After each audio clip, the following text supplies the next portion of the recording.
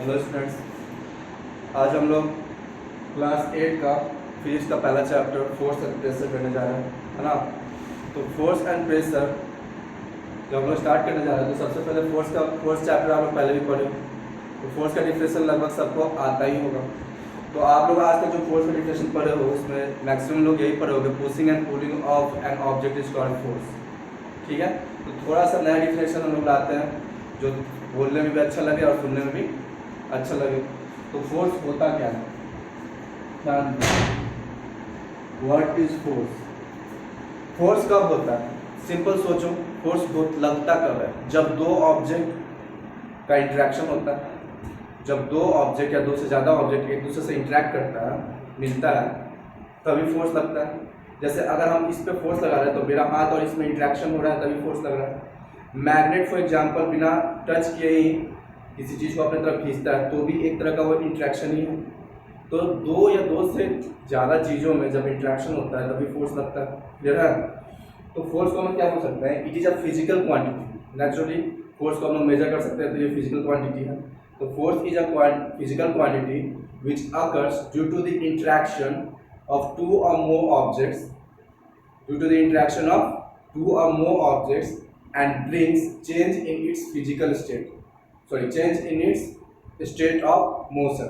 उसके state of motion में change कर लाता है। स्टेट ऑफ मोशन में चेंज बोलने का मतलब है कि मोशन जो भी जिस मोशन में भी वो ऑब्जेक्ट है उसमें चेंज। जैसे अगर कोई रेस्ट पे रुका हुआ है तो उसको हिला देता है, उसको मोशन में लाता है। क्यों आवाज कर रहा है, उसको हिला देता है।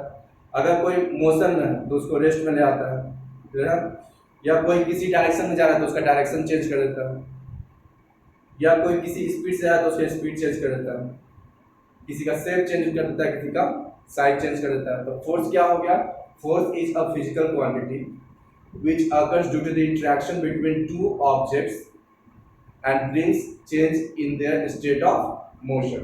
ठीक है, तो लिख लो, फोर्स क्या होगा, it is a physical quantity, it is a physical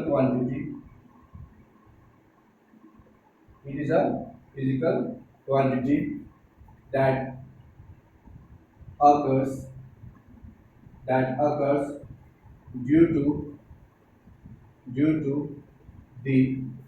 interaction, लिखोगे,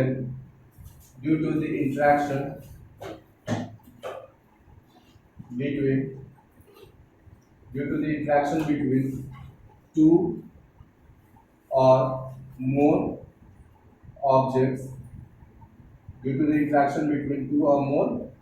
objects,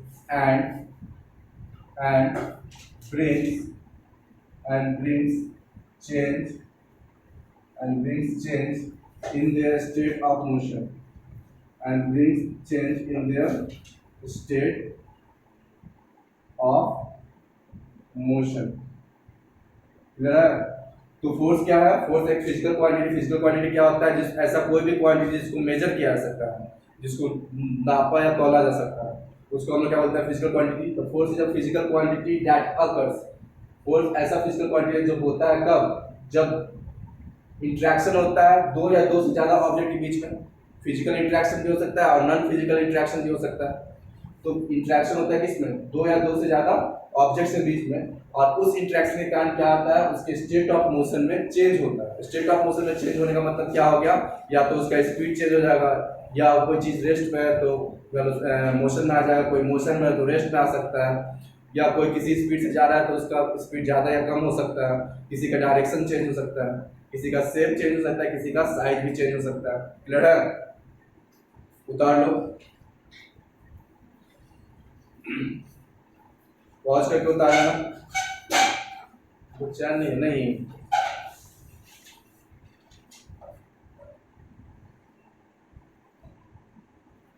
नेक्स्ट टॉपिक जो है,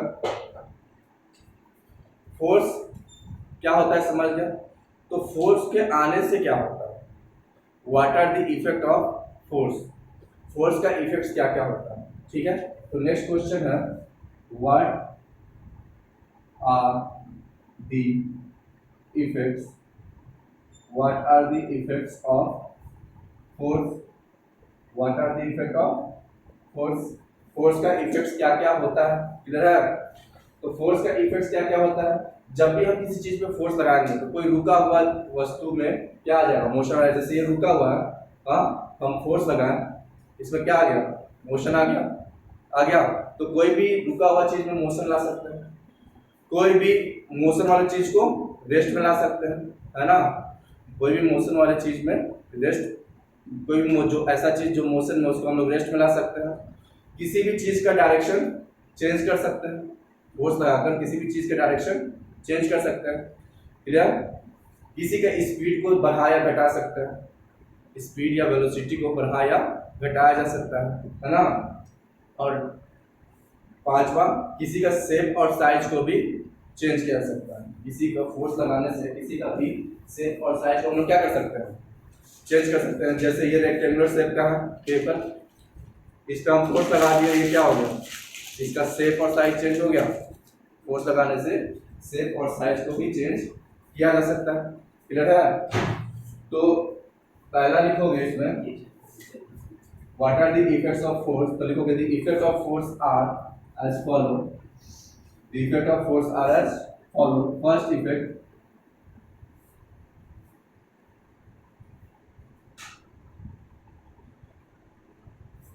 it can मतलब it force के लिए, it can bring an object, it can bring an object, it can bring an object in motion, it can bring an object in motion from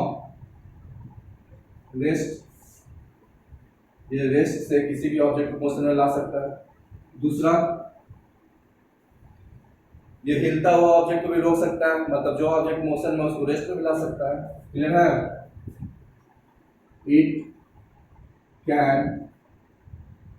it can stop a moving, it can stop a moving object, it can stop a moving object।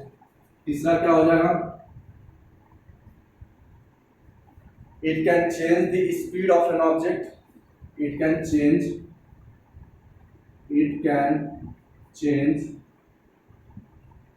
the speed of an object, it can change the speed of an object, clear. चौथा क्या हो जाएगा, it can change the direction of an object, ये object का direction को भी change कर सकता है, क्लियर है। तो it can change the direction, it can change the direction of an object, it can change the direction of an object. पांचवा क्या हो सकता है, it can change the shape and size of an object, ये object का shape and size भी change कर सकता है ना। तो it can change the shape and size, it can change the shape and size of an object। नीचे दिख रहा है, नीचे it can change the shape and size of an object। तो क्या क्या था इसमें, इफेक्ट्स क्या क्या है, it can bring an object in motion, कोई भी ऑब्जेक्ट जो रुका हुआ है उस पर अगर फोर्स लगाओगे तो वो मोशन में आएगा। It can stop an moving object, ये मूविंग ऑब्जेक्ट को स्टॉप भी कर सकता है, ठीक है। जैसे कोई दौड़ते आ रहा है, कोई छोटा सा बच्चा दौड़ते आ रहा है, तो उसको पकड़ लोगे, वो क्या हो जाएगा, मोशन से रेस्ट में हो जाएगा। या जैसे क्रिकेट खेल रहे हो, क्रिकेट में बैट्समैन बॉल को मारा, बॉल हवा में उड़ा, तुम कैच कर लिए, तो वो मोशन में जो आ रहा था उसको तुम कैच करके क्या कर दिए, स्टेशनरी रेस्ट पे ला दिया, है ना।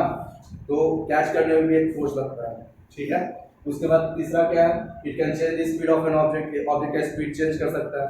जैसे कोई तेज, कोई स्लो चल रहा है तो उसको तेज में, अगर मान लो कोई आदमी मूव चल रहा है, उसको पीछे से ढकेल दोगे तो वो क्या होगा, स्पीडली आगे गिर जाएगा, मे बी तो उसका स्पीड बढ़ेगा, उस स्पीड के कारण वो अनबैलेंस होकर गिर जाएगा। या कोई बहुत तेजी से आ रहा है तो उसको तुम फोर्स से रोक भी सकते हो। जैसे हम लोग बाइक चलाते हैं, बाइक चला या साइकिल चलाते हो तो उसमें ब्रेक लगाते हो, तो साइकिल का स्पीड कम हो जाता है ना, तो ब्रेक जो लगा वो क्या हुआ, एक फोर्स लगा। ठीक है, तो ये स्पीड को भी चेंज किया जा सकता है। You can change the direction of an object, हम लोग ऑब्जेक्ट का डायरेक्शन को भी चेंज कर सकते हैं। क्लियर, जैसे कोई चीज़, फॉर एग्जाम्पल जैसे मान लो क्रिकेट का एग्जाम्पल लो, क्रिकेट में अगर बॉलर बॉलिंग करता है बैट्समैन को, तो जो बॉलर बॉल फेंकता है वो विकेट की तरफ फेंकता है, विकेट कीपर की तरफ फेंकता है। लेकिन जब बैट्समैन उस बॉल को हिट कर देता है, एक फोर्स लगा देता है उस पर, तो बॉल का डायरेक्शन चेंज हो जाता है, लेग साइड, ऑफ साइड या स्ट्रेट में चला जाता है ना। तो ये फोर्स डायरेक्शन भी चेंज कर देता है। उसके बाद नेक्स्ट जो है, you can change the shape and size of an object. जैसे हम अभी पेपर का एग्जाम्पल दिए, ये तुम्हारा है, इसका शेप और साइज क्या हो गया, चेंज हो गया इसमें फोर्स लगाने पे। इधर है क्या हो रहा है, नहीं सुनेगा, यहाँ ब्लॉक पीटना स्टार्ट कर रहा हूँ, सब देखेगा यूट्यूब।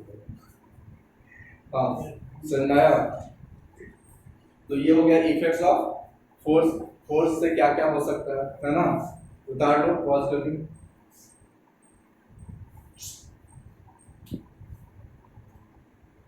नेक्स्ट,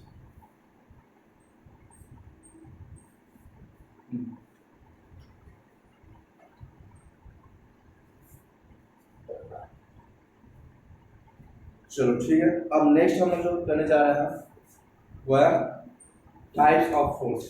नेक्स्ट क्या है, टाइप्स ऑफ फोर्स। देखो टाइप्स ऑफ फोर्स अलग अलग तरीके का होता है। टाइप्स ऑफ फोर्स में पहले contact and non contact force भी होता है, लेकिन उस पे आने से पहले हम लोग एक और टाइप पढ़ेंगे, बैलेंस एंड इनबैलेंस फोर्स। क्या पढ़ोगे, balance and imbalance force, balanced and imbalanced, balanced force और दूसरा है इनबैलेंस्ड फोर्स।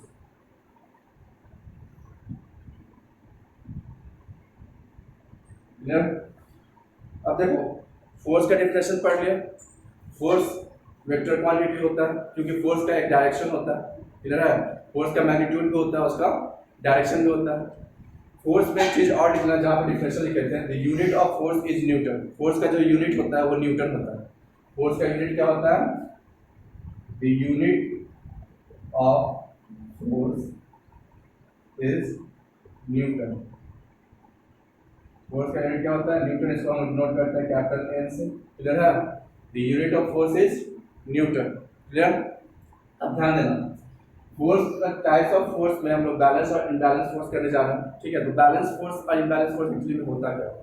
देखो जब भी किसी ऑब्जेक्ट पे फोर्स लगता है, जब भी किसी ऑब्जेक्ट पे फोर्स लगता है तो क्या होता है कि जैसे फॉर एग्जांपल अलमारी, तुम्हारे घर में अलमारी होगा, अलमारी पे जाकर तुम फोर्स लगाते हो, अलमारी अगर भरा हुआ होता है तो अलमारी में कोई मूवमेंट होता है क्या, नहीं होता है। लेकिन वही दो तीन लोग मिलकर लगाए तो अलमारी क्या होता है, अलमीरा मूव करता है। तो अलमीरा मूव तुमसे क्यों नहीं किया, तुम भी फोर्स लगाया। किसी भी चीज़ में फोर्स लगता है तो उसका स्टेट ऑफ मोशन में चेंज होना चाहिए, लेकिन तुम्हारे से क्यों नहीं हुआ। और दो तीन लोग आकर फोर्स लगाया तो क्यों हुआ। देखो हर एक ऑब्जेक्ट का एक लिमिटिंग फोर्स होता है। लिमिटिंग फोर्स बोलने का मतलब है कि जैसे भी जब भी कोई ऑब्जेक्ट किसी सरफेस से कनेक्टेड होता है, जब भी कोई ऑब्जेक्ट किसी सरफेस से कनेक्टेड होता है, जैसे तुम्हारा अलमीरा इस सरफेस से कनेक्टेड है, तो जब भी तुम इस पे एक फोर्स लगाओगे तो ये सरफेस इस पे अपोजिट डायरेक्शन में उतना ही फोर्स लगाएगा। जब भी तुम इस पे एक फोर्स लगाओगे, एक सरफेस इस पे अपोजिट डायरेक्शन में उतना ही फोर्स लगाएगा। और उस फोर्स को हम लोग बोलते हैं फ्रिक्शन फोर्स।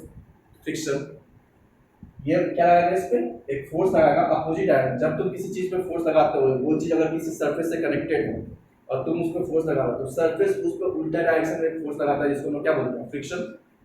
क्लियर है। लेकिन तब जब तुम अकेले इसमें फोर्स लगा रहे थे तो इस फ्रिक्शन का एक क्षमता होता है कि तुम जैसे जैसे फोर्स बढ़ाओगे वैसे वैसे ये फ्रिक्शन भी अपना फोर्स बढ़ाएगा और तुम्हारे फोर्स के बराबर करेगा।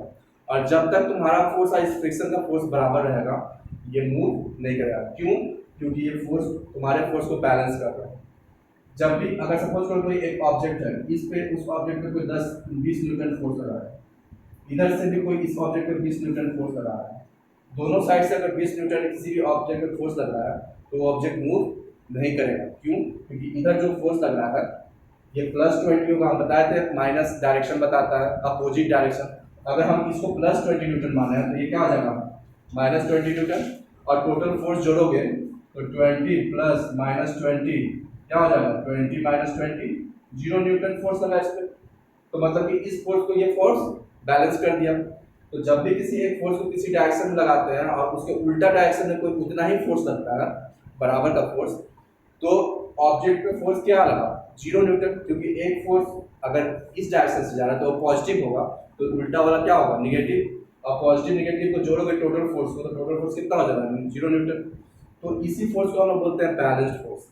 ऐसा फोर्स जब किसी ऑब्जेक्ट पर लगा जिसमें अपोजिट डायरेक्शन से भी उतना ही फोर्स लग रहा है, तो वो दोनों फोर्स एक दूसरे को क्या करता है balance, and hence are called balanced force. वो दोनों एक दूसरे को बैलेंस कर देता है और उस फोर्स वो दोनों फोर्स को हम लोग क्या बोलते हैं बैलेंस्ड फोर्स। क्लियर है? लेकिन अगर इस ऑब्जेक्ट में इधर से तुम 30 न्यूटन फोर्स लगा रहे हो, इधर से ये 20 न्यूटन फोर्स लगा रहा है, तो क्या होगा कि 30 प्लस -20, 30 में -20 जोड़ोगे तो कितना हो जाएगा 10। तो इस पर अभी भी 10 न्यूटन फोर्स लग रहा है, जिसका डायरेक्शन किधर होगा ज्यादा ये है ना, तो इधर ही डायरेक्शन में, तो ये ऑब्जेक्ट क्या होगा थोड़ा उधर मूव करेगा। 30 न्यूटन के फोर्स से नहीं, कितने न्यूटन के फोर्स से 10 न्यूटन के फोर्स से, क्योंकि इसमें से 20 न्यूटन तो बैलेंस कर दिया ना, ये इसका 20 न्यूटन तो माइनस हो गया, तो 10 न्यूटन फोर्स इस पे लगा और ये उधर की तरफ गया। अब बताया तो फ्रिक्शन फोर्स। तो जब भी कोई ऑब्जेक्ट किसी सरफेस से कांटेक्ट में होता है और उस पर कोई फोर्स तुम लगाते हो तो सरफेस भी उस पर उल्टा डायरेक्शन में फोर्स लगाता है। अगर तुम इस ऑब्जेक्ट पे एक फोर्स लगा रहे हो तुम्हारा अलमीरा पे, तो ये सरफेस जो है तुम्हारा जो फ्लोर है वो भी इस पे उल्टा डायरेक्शन में एक फोर्स लगाएगा, जिसको हम लोग बोलते हैं कौन सा फोर्स फ्रिक्शन फोर्स। क्या बोलते हैं इसको फ्रिक्शन। तो तुम इस पे सपोज करो 20 न्यूटन फोर्स लगा, तो ये फ्रिक्शन भी ऑटोमेटिकली कितना हो जाएगा 20 न्यूटन। तुम अगर फोर्स बढ़ा के 30 न्यूटन कर दिए तो ये भी अपना फोर्स बढ़ा के 30 न्यूटन कर देगा। क्लियर है? एक छोटा सा बच्चा अगर अलमीरा को खेलता है तो भी अलमीरा नहीं हिलता है। क्यों? क्योंकि अगर मान लो वो 10 न्यूटन फोर्स लगा रहा है तो अलमीरा का वजन के कारण उस पर ज़्यादा फोर्स चाहिए, और उस पर फ्रिक्शन फोर्स पे क्या हो रहा है, जो अर्थ लगा रहा है उस पर फ्रिक्शन फोर्स वो भी क्या है, वो भी 10 न्यूटन लगा रहा है। जैसे ही तुम बोले चलो तुमसे नहीं होगा हम करते हो, तुम भी लगाए, तुमसे अलमीरा नहीं मूव किया, लेकिन चलो तुम उस बच्चा से ज़्यादा फोर्स लगा दिए, कितना लगा दिए 25 न्यूटन लगा दिए। जैसे ही तुम 25 न्यूटन किए, अर्थ भी जो फ्रिक्शन फोर्स है वो बढ़ा के अपने आप को क्या कर दिया 25 न्यूटन माइनस में। ठीक है, तो फिर बैलेंस हो गया दोनों। तो अर्थ भी फोर्स बढ़ाता है, फ्रिक्शन फोर्स बढ़ता है, लेकिन एक लिमिट तक। किसी भी चीज का फ्रिक्शन जो अर्थ लगाता है, किसी भी चीज पे फ्रिक्शन फोर्स जो अर्थ लगाता है वो एक लिमिट तक होता है, और वो लिमिट डिसाइड करता है उस ऑब्जेक्ट का जिस पर फोर्स लग रहा है उसका मास, उसका वजन, उसका वेट। क्लियर है? उसका वेट। अब सिंपली समझो, तो ये जो लिमिट होता है जहां तक फ्रिक्शन फोर्स तुम्हारे फोर्स के बराबर होता है, वो लिमिट जहां तक फ्रिक्शन फोर्स तुम्हारे फोर्स के बराबर हो सकता है उसी को हम लोग बोलते हैं लिमिटिंग फोर्स। और जब तक तुम्हारा फोर्स लिमिटिंग फोर्स से ज़्यादा नहीं होगा वो ऑब्जेक्ट मूव नहीं करेगा। फिर से समझो, फिर से इसको समझो, इसको समझ में आ गया? अच्छा, नहीं समझ में आया तो फिर से समझो। देखो फिर से बैलेंस अनबैलेंस समझा दे रहे हैं। ये एक ऑब्जेक्ट है, इस ऑब्जेक्ट पे अगर हम इधर से 20 न्यूटन फोर्स लगाएं, ठीक है, और इधर से भी वही 20 न्यूटन फोर्स लगाएं, ये इस डायरेक्शन में और ये इस डायरेक्शन में, तो ध्यान देना हम बोलते हैं कि जब अपोजिट डायरेक्शन में होता है तो हम लोग माइनस साइन लगाते हैं, वेक्टर और स्केलर जब पढ़ाया तो बताया था ना। और फोर्स हमेशा वेक्टर क्वांटिटी होता है। फोर्स क्या होता है? वेक्टर क्वांटिटी होता है। यहाँ पे लिख लेना नोट करके, force is a vector quantity, force is a vector quantity,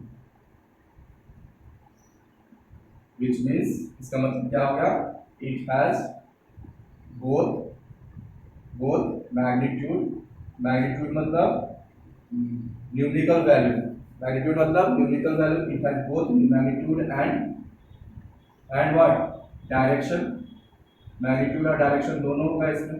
clear है? मैग्नीट्यूड और डायरेक्शन दोनों होगा। अब ध्यान दो, इधर आओ। तो देखो जब भी एक फोर्स इधर में जा रहा है और एक फोर्स इसको उल्टा लग रहा है, तो किसी एक को पॉजिटिव और किसी एक को नेगेटिव ले लेना है। ऐसा कोई कंपलसरी नहीं है इसी को पॉजिटिव लेना है और इसको नेगेटिव, तो इसको भी पॉजिटिव मानोगे तो ये नेगेटिव हो जाएगा, क्लियर है। तो अगर हम मान लें कि ये पॉजिटिव है तो ये -20 न्यूटन फोर्स लगा इस ऑब्जेक्ट पर, तो इस ऑब्जेक्ट पे टोटल फोर्स कितना लगा, टोटल फोर्स मतलब जितना फोर्स लगा है सबको जोड़ देंगे, तो देखो तो ये -20 Newton plus 20 Newton, minus plus minus करेंगे तो 20 में 20 माइनस करेंगे तो 0 न्यूटन, 0 लगा फोर्स। जब 0 फोर्स लगा तो मतलब इस पे कोई फोर्स लगा ही नहीं। तो ऐसा दो फोर्स जो इक्वल मैग्नीट्यूड का हो और अपोजिट डायरेक्शन का हो और सेम ऑब्जेक्ट पे लगे तो उसको हम लोग क्या बोलते हैं, बैलेंस फोर्स। ऐसा फोर्स जो इक्वल मैग्नीट्यूड जिसका वैल्यू क्या हो, इक्वल हो, लेकिन डायरेक्शन उल्टा हो और एक ही ऑब्जेक्ट पे लगे तो उसको हम लोग क्या बोलते हैं, बैलेंस फोर्स, क्लियर है। हाँ, अनबैलेंस फोर्स क्या होता है, ऐसा फोर्स जिसमें जिसका मैग्नीट्यूड सेम ना हो। अब इसका डायरेक्शन अपोजिट भी हो सकता है, सेम भी हो सकता है, ठीक है, तो इसका इसमें डायरेक्शन से ज्यादा मतलब नहीं है। हाँ, लेकिन मैं ऐसा पूछ सकता हूँ सर, ऐसा कुछ हो सकता है कि दोनों फोर्स का मैग्नीट्यूड सेम हो, मतलब वैल्यू सेम हो, तो बैलेंस अनबैलेंस फोर्स हो सकता है। हाँ, उसमें भी अनबैलेंस फोर्स हो सकता है, कब, जब दोनों का डायरेक्शन सेम होगा। तो इसको समझने की कोशिश करना। अनबैलेंस, सबसे पहले बैलेंस फोर्स समझ गया, अगर इधर से -20 न्यूटन फोर्स लग रहा है, इधर से 20 न्यूटन फोर्स लग रहा है, माइनस बोलने का मतलब है अपोजिट डायरेक्शन, प्लस वाला से उल्टा डायरेक्शन, तो जब दोनों का डायरेक्शन उल्टा है, सेम मैग्नीट्यूड है, तो ये दोनों को जोड़ने पे क्या हो जाएगा, 0 हो जाएगा, तो मतलब एक दूसरे को दोनों बैलेंस कर दिया, तो इसको क्या बोलेंगे, बैलेंस्ड फोर्स। अब अनबैलेंस्ड फोर्स पे आते हैं हम लोग। सपोज करो यहाँ पे 30 न्यूटन -30 न्यूटन फोर्स लग गया, -30 न्यूटन फोर्स, अब दोनों क्या हो जाएगा, -30 newton plus 20 newton is equal to -10 newton. तो इसमें तो 0 फोर्स नहीं लग रहा है ना, इसमें -10, माइनस बोलने का मतलब है कि इस डायरेक्शन में, अपोजिट डायरेक्शन में 10 न्यूटन फोर्स इसका भी लग रहा है। 10 न्यूटन फोर्स इस डायरेक्शन से ज्यादा है, माइनस वाला डायरेक्शन में ज्यादा है, तो इसी डायरेक्शन में मूव करेगा ऑब्जेक्ट, तो ऑब्जेक्ट इधर मूव करेगा, इधर की तरफ मूव करेगा क्योंकि इधर का फोर्स ज्यादा है, ठीक है। तो इस केस में हम लोग इसको क्या बोलेंगे, अनबैलेंस्ड फोर्स। दूसरा अनबैलेंस्ड फोर्स का डायरेक्शन, इसको पॉज करके पहले उतार लेना, ठीक है।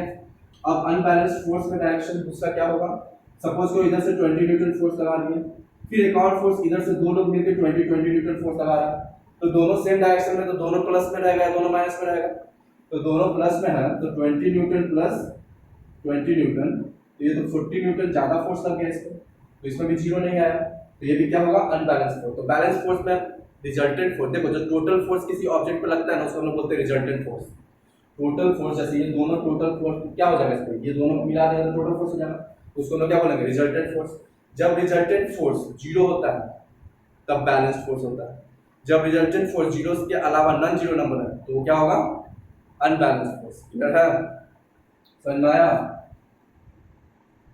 समझ में आया, तो सही है, नहीं आया तो फिर से पूछ लेना, तुम आया जी, हाँ, बोर्ड पे बनाना तो बना लेगा क्वेश्चन, तो उसको सबके सामने भेज दिया जाएगा, बोला इसको,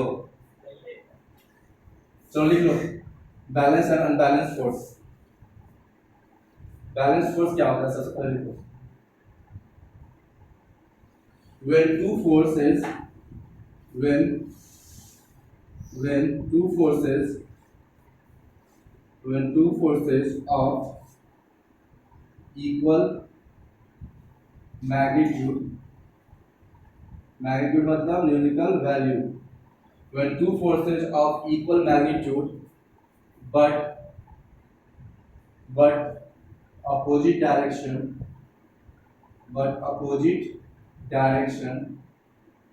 when two forces of equal magnitude but opposite direction act on an object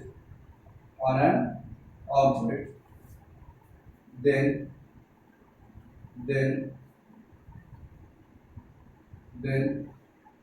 the resultant force becomes 0, then the resultant force becomes 0, ठीक है, then the resultant force becomes 0, this is called balanced force, this is called balanced force, this is called balanced force. This is called balanced force. Clear? In imbalanced force. Imbalanced force. Sorry, imbalanced नहीं, unbalanced force. Unbalanced force. Unbalanced force में क्या होगा? When two forces, when two forces of any magnitude, equal भी हो सकता है और नहीं भी, of any magnitude, when two forces of any magnitude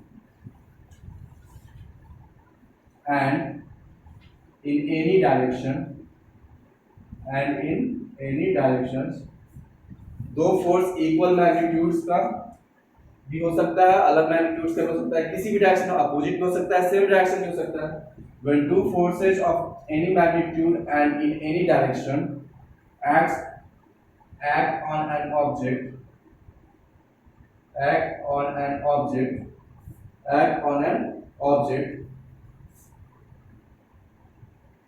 when two forces of any magnitude and in any direction act on an object but have but the object has non-zero but the object has non-zero resultant force,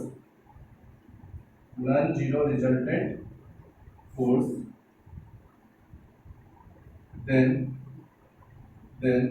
this is called unbalanced force. Then this is called unbalanced force. ध्यान दो, when two forces of any magnitude, कोई magnitude हो सकता है, equal भी equal नहीं भी हो सकता है, and any direction, यानी in any direction, किसी भी डायरेक्शन हो सकता है, सेम डायरेक्शन में हो सकता है, अपोजिट डायरेक्शन भी हो सकता है, ठीक है। एक्ट ऑन एन ऑब्जेक्ट, किसी ऑब्जेक्ट पे एक्ट करता है, लेकिन उसका जो ऑब्जेक्ट पे जो फोर्स होता है, जो रिजल्टेंट फोर्स होता है, वो जीरो नहीं होना चाहिए। ऑब्जेक्ट पे जो रिजल्टेंट टोटल फोर्स जो है वो जीरो नहीं होना चाहिए, तो सच टाइप ऑफ फोर्स को हम लोग क्या बोलेंगे? Unbalanced force. क्लियर है? बैलेंस्ड फोर्स में रिजल्टेंट फोर्स जीरो होता है ऑब्जेक्ट पे, अनबैलेंस्ड फोर्स में रिजल्टेंट फोर्स नॉन जीरो होता है, जीरो नहीं होना चाहिए। क्लियर है? समझ में आ गया? क्लियर? अब कुछ टर्म्स हैं जो हम पढ़ाते समय कुछ बता रहे हो तुम लोग को, रिजल्टेंट फोर्स, लिमिटिंग फोर्स, है ना, तो उसके बारे में थोड़ा लिख लो, है ना। चलो इसको पॉज करके सॉल्व कर लेना।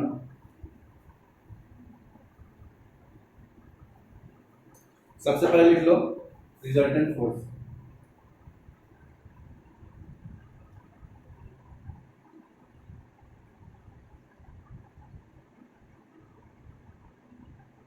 जिसको हम लोग नेट फोर्स भी बोलते हैं,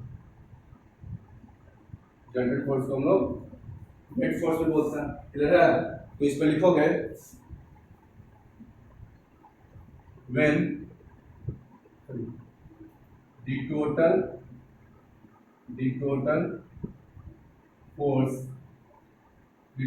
force acting on a body, the total force acting on a body is called net force और रिजल्टेंट फोर्स। ठीक है, तो क्या बोलेंगे?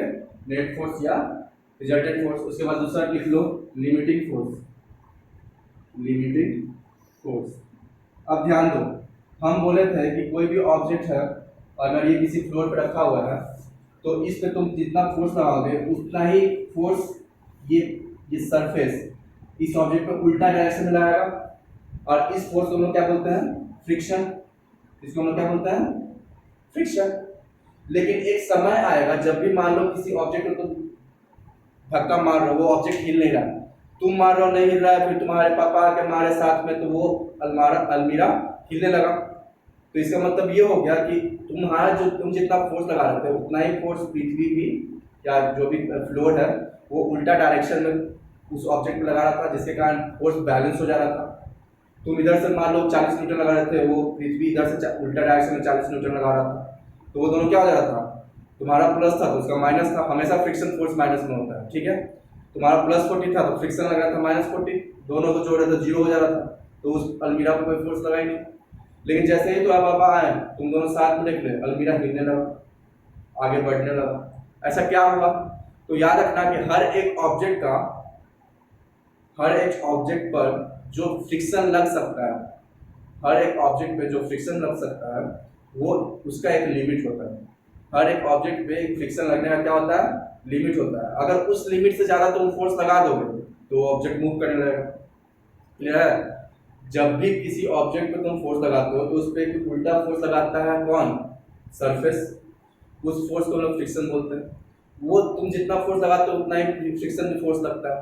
जैसे जैसे फोर्स बढ़ाओगे फ्रिक्शन भी बढ़ते रहेगा, लेकिन एक समय आएगा जब फ्रिक्शन फोर्स बढ़ना बंद कर देगा, तो उस समय को हम लोग बोलते हैं, उस समय जो फ्रिक्शन फोर्स होता है उसको हम लोग बोलते हैं लिमिटिंग फ्रिक्शन।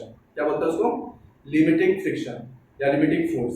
लिमिटिंग फोर्स बोलने का मतलब है कि उससे ज्यादा फ्रिक्शन फोर्स नहीं बढ़ सकता। अगर तुम उससे ज्यादा जितना फोर्स लगाओगे वो अब उतना ही क्या होगा, बढ़ते जाएगा। उतना ही क्या होगा, बढ़ते जाएगा, और उतना ही वो ऑब्जेक्ट मूव करेगा। क्लियर है? तो जैसे ही तुम फोर्स लगा रहे थे तो वो नहीं अलमीरा हिल रहा था, लेकिन तुम्हारे पापा आके फोर्स साथ में लगाए तुम्हारे तो अलमीरा हिलने लगा, क्योंकि जितना पृथ्वी उस पर फोर्स फ्रिक्शन लगा रहा था उससे ज्यादा अब तुम लोग फोर्स लगा दिए उस पर, लिमिटिंग फोर्स से ज्यादा फोर्स हो गया, तो अलमीरा हिलने लगा। क्लियर है? समझ में आया? तो ये ऑब्जेक्ट एक आदमी से नहीं हिल रहा था, लेकिन दो आदमी आके फोर्स लगाया तो इसमें क्या हो गया, ये हिलने लगा। क्लियर है? तो ऐसा फोर्स, वो फोर्स जिस पे कोई ऑब्जेक्ट स्टार्ट करे हिलना, उसी को हम लोग क्या बोलते हैं, limiting force. The maximum friction force, the maximum friction force at which an object starts to move is called limiting friction या limiting force। क्लियर है? चलो इसको लिख लो, limiting force को।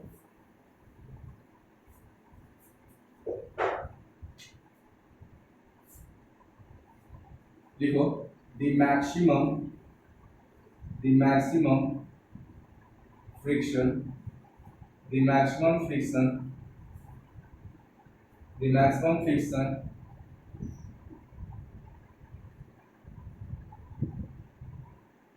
that can oppose, the maximum friction that can oppose the motion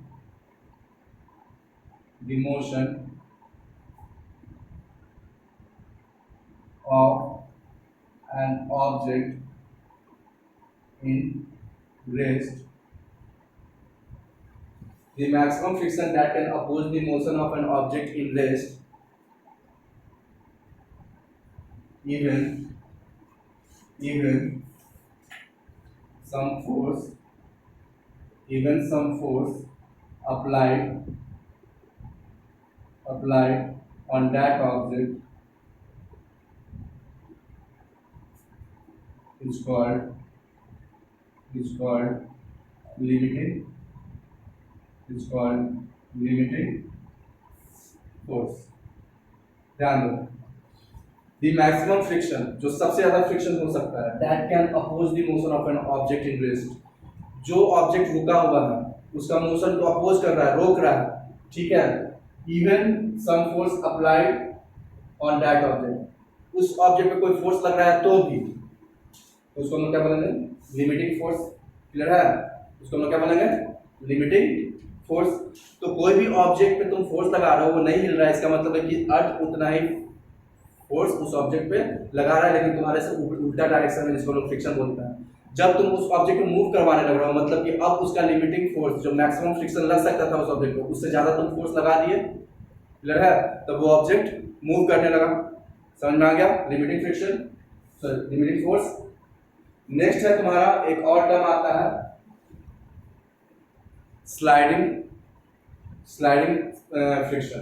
next क्या आता है, sliding friction या स्लाइडिंग फोर्स। देखो स्लाइडिंग फोर्स होता क्या है समझना। जब किसी ऑब्जेक्ट पे तुम फोर्स लगा रहे हो, लिमिटिंग फ्रिक्शन से ज्यादा फोर्स लगा दिए तो ऑब्जेक्ट मूव करने लगता है, तब वो ऑब्जेक्ट क्या होता है, मूव करने लगता है। तो मूव करने के बाद जो जो जो फ्रिक्शन उस ऑब्जेक्ट पे लगता है ना मूव करते समय, उसको हम बोलते हैं स्लाइडिंग फोर्स। जब मूव या स्लाइडिंग फ्रिक्शन लिखते हैं उसको ज़्यादा बेटर है। जब मूव करने समय, जब मूव करते समय ऑब्जेक्ट पे जो फ्रिक्शन लगता है उसको हम लोग क्या बोलते हैं, स्लाइडिंग। अब ऐसा थोड़ी है कि मूव करने लगा तो उसको फ्रिक्शन नहीं लगा, जितना भी फ्रिक्शन था वो तो लग ही रहा है। तो लग रहा है तो उसी को हम लोग बोलते हैं। जब देखो हमेशा याद रखना, लिमिटिंग फोर्स लगता है ऑब्जेक्ट इन रेस्ट, जो ऑब्जेक्ट रुका हुआ उस पर। लेकिन जब ऑब्जेक्ट मूव करने लगता है उस पर जो अर्थ फोर्स लगाता है, फ्रिक्शन लगाता है, उसको हम लोग क्या बोलते हैं, स्लाइडिंग फ्रिक्शन। उसको हम लोग क्या बोलते हैं, स्लाइडिंग फ्रिक्शन। अब याद रखना कि स्लाइडिंग फ्रिक्शन लिमिटिंग फ्रिक्शन से ज्यादा कभी हो ही नहीं सकता किसी एक ऑब्जेक्ट पर। क्यों नहीं हो सकता, याद रखो, जब किसी का कार किसी कारण से नहीं स्टार्ट होता है तो उसको धक्का मारते हैं, धक्का मारते हो ना। तो जब कार को धक्का मारने के लिए सबसे ज्यादा फोर्स कब लगाते हो, जब कार रेस्ट में होता है, रुका हुआ होता है, उस पर जब उसको पहला बार हिलाते हो ना, जब कार पहली बार हिलता है उस समय सबसे ज्यादा फोर्स लगता है। एक बार कार हिलने लगता है तब तो उसके बाद तुम झूठ का धक्का मारने का नाटक करते हो, एक्चुअली में कार हिलते रहता है ना। तो सबसे ज्यादा फोर्स कब लगा, कार को हिलाने में, जब कार रुका हुआ था, रेस्ट से उसको मोशन में लाने में सबसे ज्यादा फोर्स लगा। लेकिन जैसे ही वो मोशन में आ गया उतना ज्यादा फोर्स नहीं लगा। क्लियर है। तो इसका मतलब कि मोशन में आया हुआ चीज को और ज्यादा स्पीड बढ़ाने के लिए उसका फोर्स जो लगाते हैं वो कम चाहिए। तो मतलब स्लाइडिंग फ्रिक्शन कम है, उस पर फ्रिक्शन कम लग रहा है तो उसका स्लाइडिंग फ्रिक्शन क्या हो गया, कम हो गया। लेकिन लिमिटिंग फ्रिक्शन जो रेस्ट में है उसको मोशन में लाने के लिए फोर्स ज्यादा लगाना पड़ता है, उसमें ज्यादा फोर्स, तो ज्यादा बल लगाना पड़ता है। तो इसका मतलब लिमिटिंग फोर्स ज्यादा होता है। तो याद रखना, limiting force is always greater than sliding friction. Clear है, समझ आ गया। तो स्लाइडिंग फ्रिक्शन क्या होता है, the friction applied by the surface on an object in motion. जब कोई ऑब्जेक्ट मोशन में होता है तो उस पर जो फ्रिक्शन सरफेस लगाता है उसको हम क्या बोलते हैं, स्लाइडिंग फ्रिक्शन। क्लियर है। तो लिख लो, the force applied by any surface, the force applied by any surface, the force applied by any surface on an object in motion, on an object in motion is called sliding friction, is called sliding friction। इसको हम लोग क्या बोलते हैं, sliding friction बोलते हैं। Clear है। चलो, यहाँ तक समझ में आ गया। जिसको जो टॉपिक नहीं समझ में आया व्हाट्सएप पे या कमेंट में लिख दोगे, सर ये टॉपिक फिर से समझा देने के लिए अगले क्लास में फिर से समझा देंगे, ठीक है। चलो,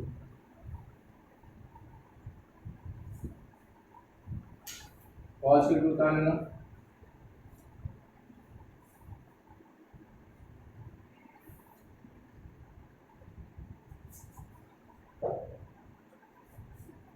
नेक्स्ट टॉपिक जो है फिर से types of force, types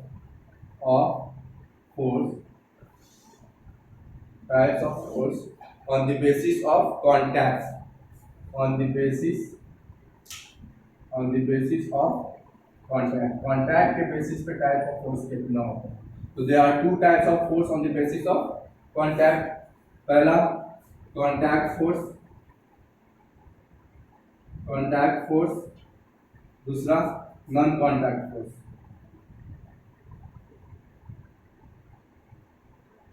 contact force and non contact force. तो कॉन्टैक्ट फोर्स और नॉन कॉन्टैक्ट फोर्स में डिफरेंस क्या होता है।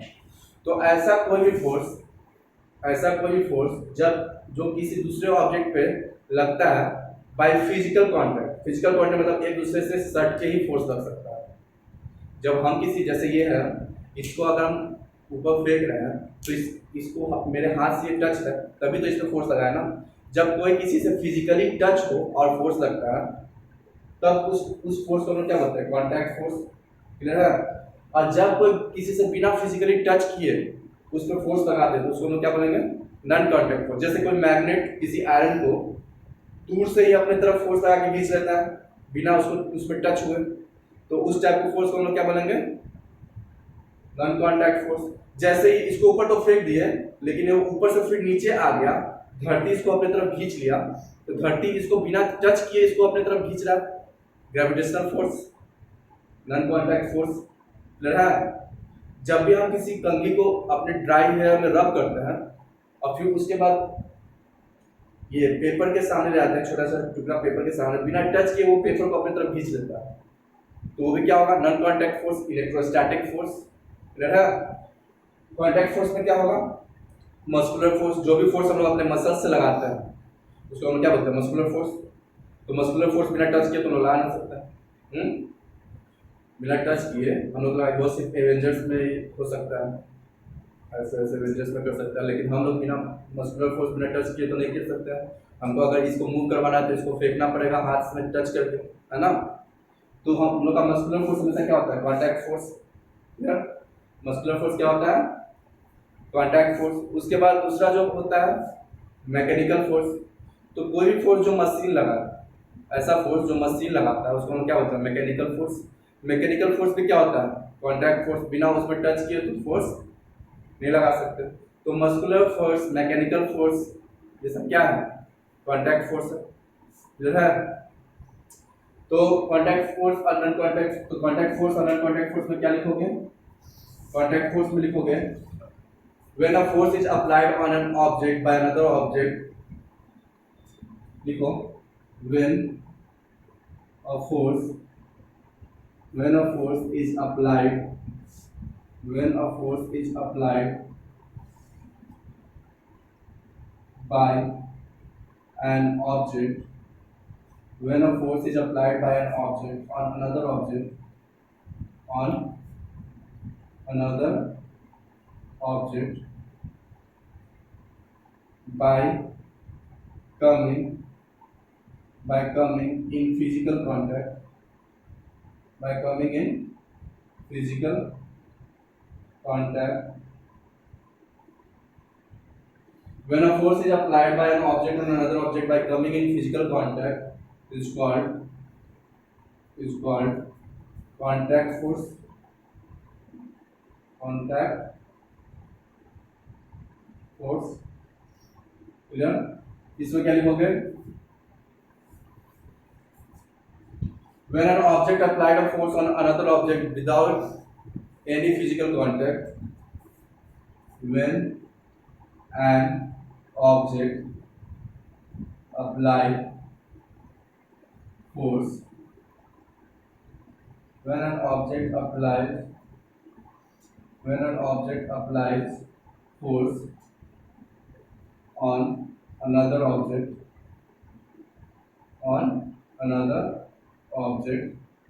without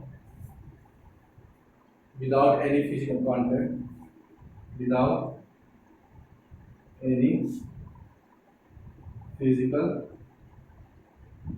contact, without any physical contact is called non-contact force. इसको हम क्या बोलेंगे, नॉन कॉन्टैक्ट फोर्स। क्लियर है। उतारो जल्दी से, पॉज कर लो, उतारो। इसके बाद सेकंड पॉइंट लिख लोगे इसमें,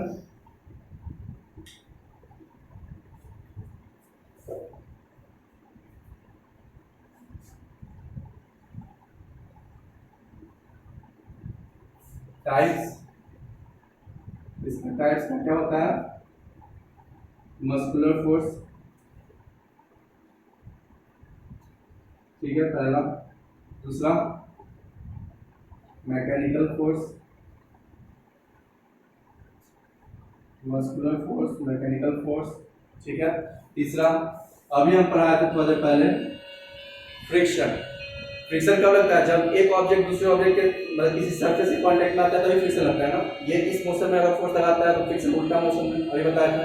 तो तीसरा फोर्स जो कांटेक्ट फोर्स होगा वो क्या होगा, फ्रिक्शन।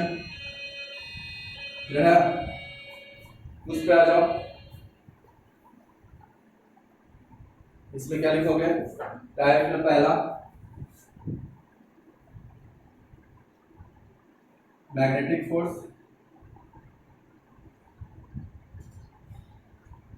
ऐसा फोर्स जो मैग्नेट किसी मैग्नेटिक मटेरियल पे लगाता है उसको लोग क्या बोलते हैं, मैग्नेटिक फोर्स।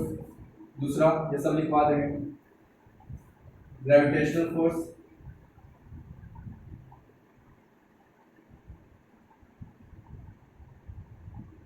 और तीसरा ग्रेविटेशनल फोर्स मतलब जो अर्थ किसी ऑब्जेक्ट पे फोर्स लगाता है उसको हम लोग क्या बोलते हैं, ग्रेविटेशनल फोर्स।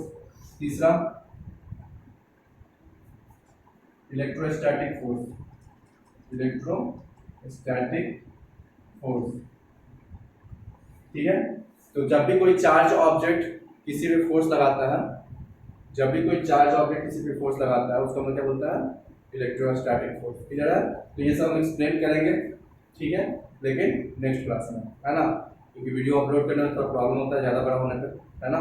तो इतना आज के लिए काफ़ी है, चलो।